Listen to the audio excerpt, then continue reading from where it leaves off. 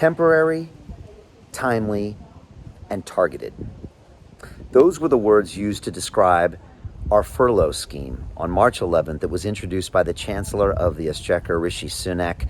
Temporary, timely, and targeted. And those are lies, lies, and lies. Let's look at those. First of all, was it targeted? Well, actually it wasn't, because no business had to qualify for the furlough scheme. And when you dig down deep into it, 1 million currently furloughed workers now are in industries that were not affected whatsoever by COVID and by the restrictions of social distancing. Next, look at that not being temporary, because in a few days, the job retention scheme is going to turn into the job support scheme. And when we see that happen, we're going to see that the handouts continue. Now, someone working 1 day a week is going to be able to receive 2/3 of their salary. And this all means one thing: a gaping 40 billion pound hole in our budget. 40 billion pounds spent, and yet we still have one of the sharpest rises in unemployment in history. And now 9% of those furloughed workers are soon going to be unemployed.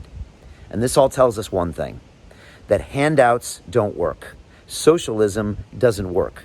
The only solution to this problem and the myriad of other problems that we face in our health services, our mental health, with businesses shutting down forever, is to get London back to work. And yet our politicians aren't talking about that, because we're lacking leadership. We're lacking a proportional response to the virus, and we're lacking science-based decision-making. And again, I am all for taking care of those that are most vulnerable to being affected by this virus. But let's let the young and the strong and the capable get back to work. Let's use science-based decisions where we don't lock down our hospitality industry that is responsible for only 3.3% of COVID transmissions, according to Public Health England's own data. Let's not lock down our gyms in the north, where I was speaking to Nick Wickcombe last week when he said, Brian, only 1.7% of transmissions are happening in gyms, and yet they tried to lock me down.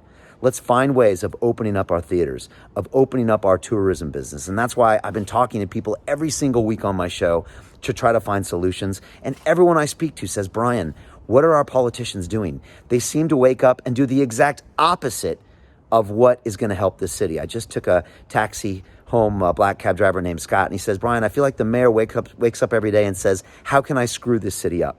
And I've given up trying to understand what goes on with this current crop of politicians with their vested interest and their careers in politics, because they seem to be doing the opposite. Our current mayor crusaded for the lockdown, even though most boroughs in London, the ones south of the river, still don't even hit the 100 cases per 100,000 people that would qualify. And yet he says we all go as one. We all go into bankruptcy as one. We all lose our livelihoods at one. We all tax our mental health as one. And I've had enough. And that's why I've decided I must stand for Mayor of London. And that's why my first policy will be getting London back to work. We have the greatest city in the world, but we need someone to lead from the front and get people back in this city and working in a safe way. We need to tell the world that we can do this safely. We need to encourage people to come back into this city and get our commerce back on, our culture back, and really take London in a new direction. You know, we could make this town world class once again, and we can do it together. So I appreciate your thoughts. Please let me know your comments below. Again, I do not believe that people want handouts. I think people want an opportunity to work, to go out there and create and to innovate and to be of service and to do their jobs. And I think if we do that, we could show the world what a great city looks like. We could be the leader to cities like New York and Los Angeles and Paris and Milan and Madrid. We could show them what a city can do. But we've just got to have someone that leads and starts making decisions, much like an entrepreneur would. And that's what I think is most important. So please leave your comments below. Share this video if you agree. But a 40 billion pound budget deficit, and we're facing currently unemployment records at record highs. That's not the way forward. We can solve this. We have the knowledge. Let's move forward together.